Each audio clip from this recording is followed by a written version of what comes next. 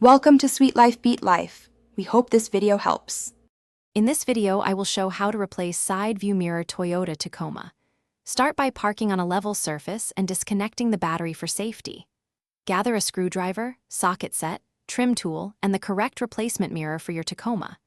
Remove the inner door panel carefully to access fasteners, then disconnect the mirror wiring harness.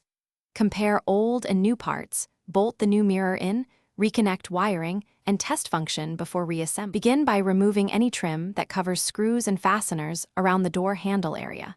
Use a trim tool to gently pry clips free while supporting the panel with your other hand. Disconnect the electrical connectors for switches and courtesy lights so the panel can come off completely. Set screws and clips in a safe container so nothing gets lost. Keep the panel nearby for easy reinstallation after the mirror is replaced and tested. With the door panel removed, locate the mirror mounting nuts and remove them with a socket. Support the mirror as you unbolt it to prevent it falling and scratching the door. Once free, disconnect the wiring harness by releasing the retaining clip and pulling straight out. Position the new mirror, reconnect the harness, and hand thread the nuts before tightening them evenly to avoid misalignment.